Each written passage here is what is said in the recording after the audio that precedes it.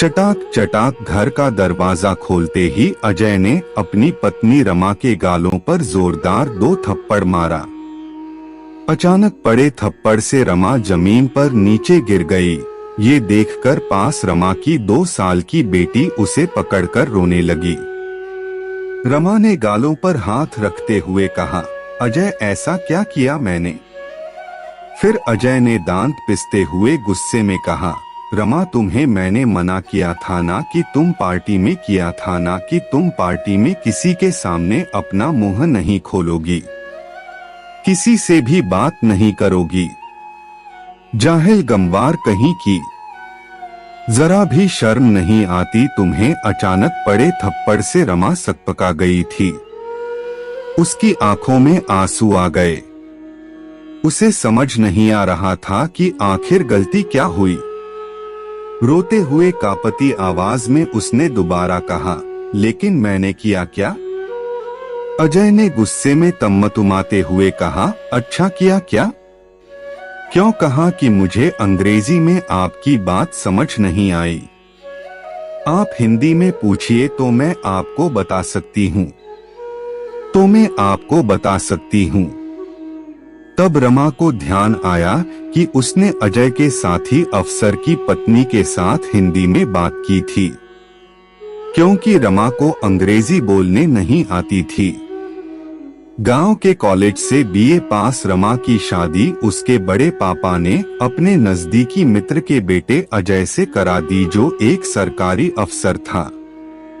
रमा के पिता एक किसान थे और माँ एक सामान्य गृहिणी। रमा अपने माता पिता की इकलौती संतान थी।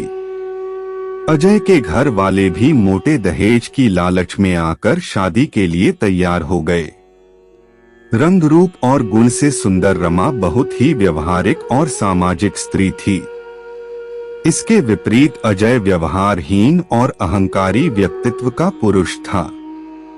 उसे अपने पद और प्रतिष्ठा का इतना अभिमान था कि उसके आगे वो किसी को कुछ नहीं समझता था। खासकर अपनी पत्नी रमा को तो वो हमेशा से अपने पैर की जूती समझता था। उसके लिए पत्नी का मतलब ही सिर्फ उसकी शारीरिक जरूरतों को पूरा करना और घर में दबाकर रखना था। 3 साल की शादी में ऐसा कोई दिन नहीं था जब अजय ने रमा को उसके पढ़ाई और नौकरी पेशा न होने पर तंज न कसा हो या उसके साथ हिंसा न की हो। बात बात पर रमा को थप्पड़ मारना तो उसके लिए आम बात थी। रोज रोज की मारपीट से रमा परेशान हो चुकी थी, लेकिन आज उसने तय किया कि वो अब चुप नहीं रहेगी। उसने खुद को संभालते हुए आंखों से बहते आंसुओं को पोंछते हुए अजय से कहा, हाँ मुझे नहीं आती शर्म इस बात को स्वीकारने में कि मुझे फर्टेदार अंग्रेजी बोलनी नहीं आती, लेकिन इस वजह से मेरा कोई वजूद नहीं, इस बात को भी मैं नहीं मानती। रमा के जवाब को सुनकर अजय ने फिर रमा के बालों को खींचते हुए कहा, अच्छा बड़ी जुबान चलने लगी है, कान खोलकर सुन लो, 2 कौड़ी की औकात नहीं है तुम्हारी, ना ही तुम्हारा अपना कोई वजूद है। जिस दिन मैंने तुम्हें छोड़ दिया ना, उस दिन लोगों के घर घर जाकर नौकरानियों की तरह झूठे बर्तन धुलोगी और झाड़ू पोंछा करोगी, तब जाकर मुश्किल से पेट भर पाओगी। लेकिन सम्मान और इज्जत तो भूल ही जाओ, क्योंकि तलाकशुदा स्त्री को समाज में कभी सम्मान नहीं मिलता, समझी, सिवाय तिरस्कार के तुम मेरी पत्नी हो। एक सरकारी अफसर की पत्नी, इसलिए लोग तुम्हारी इज्जत करते हैं और यही तुम्हारी पहचान है। 2 साल की बेटी को गोद में लेकर रमा ने कहा, तो मैं पिछले 3 सालों से धोखे में थी कि तुम मुझसे प्यार करते हो और एक ना एक दिन तुम मेरे प्यार को समझोगे और मैं तुम्हें अपने प्यार से बदल दूंगी, क्योंकि पति पत्नी मिलकर एक दूसरे के पूरक बनते हैं। लेकिन मैं गलत थी। मुझे क्या पता था कि प्रतिस्पर्धा पति पत्नी में भी होती है। ठीक है अजय, मैं जा रही हूँ हमेशा हमेशा के लिए तुम्हारी जिंदगी से। अब तुम अपने स्टैंडर्ड की दूसरी पत्नी ले आना अपने लिए। मैं तलाक के पेपर भेज दूंगी। कहकर रमा वापस अपने गांव अपने माता पिता के पास चली गई। विकट परिस्थितियों में भी रमा ने कभी हार नहीं मानी। समाज के ताने उलाहने सहती रमा अब सामाजिक कार्यों में जुट गई और अपने दर्द को कलम से सहायता से डायरी के पन्नों में समेटने लगी। लेकिन कहते हैं ना कि सूर्य की तेज रोशनी को काले घनेरे बदल भी नहीं ढक सकते। उसकी प्रकार रमा की प्रतिभा भी कब तक समाज से छिपी रह सकती थी। रमा को भी प्रसिद्धि मिली। पूरे 20 साल बाद अथक कड़े परिश्रम के बाद आज जब रमा और अजय का आमना सामना हुआ तो पुरानी सारी कड़वी बातें याद आ गई। भीड़ से पूरा सभागृह तालियों से गूंज रहा था। आज रमा की उपलब्धियों के सम्मान में आज उसे महामहिम राष्ट्रपति से समाज में महिला के सामाजिक सुधार। दरअसल वो तो बहुमुखी प्रतिभा की धनी थी। रमा आज समाज में प्रसिद्ध लेखिका और समाज सुधारक थी जिसका सब सम्मान करते थे। आज उसे आगे बढ़कर बधाई देने में भी संकोच हो रहा था। तभी एक पत्रकार आगे बढ़कर रमा से अंग्रेजी में सवाल पूछा तो रमा ने आज फिर नम्रतापूर्वक हाथ जोड़कर कहा, महोदय कृपया अपना प्रश्न हिंदी में पूछे, मुझे अंग्रेजी नहीं आती। तब पत्रकार ने कहा, जी माफी चाहूंगा, मैं अपना सवाल हिंदी में पूछता हूँ। मैडम, आपके मन में सामाजिक सेवा का ख्याल कैसे आया? अपनी सफलता का श्रेय आप किसे देना चाहेंगी? आज जहां लोग इंग्लिश मीडियम में अपने बच्चों को पढ़ा रहे हैं, बात कर रहे हैं, वहां आप हिंदी में लिखती है। क्या आपको कभी असफलता का डर नहीं लगा? तब रमा ने कहा, जी नहीं, मुझे हिंदी बोलने लिखने में शर्म नहीं आती। और जैसा कि हम सब जानते हैं कि परिस्थितियों से बड़ा गुरु कोई नहीं होता। कठिन परिस्थितियां हमें मजबूत बनाती है।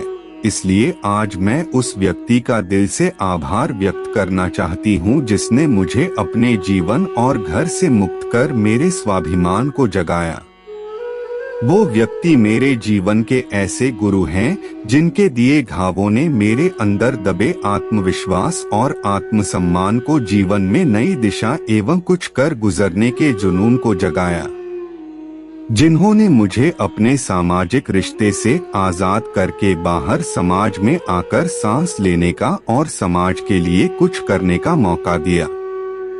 बेशक आशीर्वाद और साथ मेरे माता पिता का मुझे मिला, लेकिन परिस्थितियों का ठोकर उसी व्यक्ति से मिला।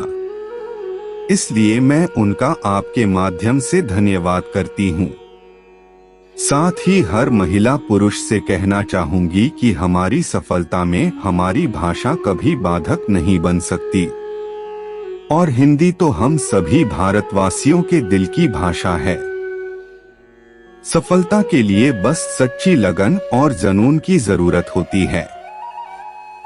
थोड़ी देर बाद मौका मिलते ही रमा को अकेला देखकर अजय उसके सामने आकर खड़ा हो गया और उसने कहा, रमा अपनी गुड़िया कैसी है? अब तो बड़ी हो गई होगी। रमा ने कहा, मेरी बेटी बिल्कुल ठीक है और अब पढ़ाई के साथ साथ मेरे ही सामाजिक कार्यों में मेरी मदद करती है। अजय ने कहा, रमा तुम ऐसा क्यों कह रही हो?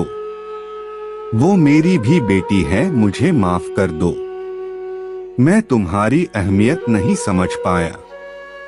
तुम्हारे जाने के बाद मैंने अपने ही ऑफिस के महिला साथी अफसर से शादी की। 2 बेटे भी हैं, लेकिन मेरी कोई इज्जत नहीं, ना ही मेरी कोई अहमियत है।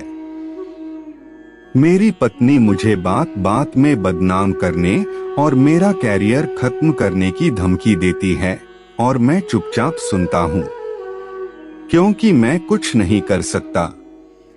चुपचाप खड़ी अजय की बातों को सुनती रमा ने आखिर में हाथ जोड़कर कहा, महोदय मैं असहाय लोगों की मदद करती हूँ, लेकिन आप तो खुद सक्षम हैं, मैं आपकी कोई सहायता नहीं कर सकती।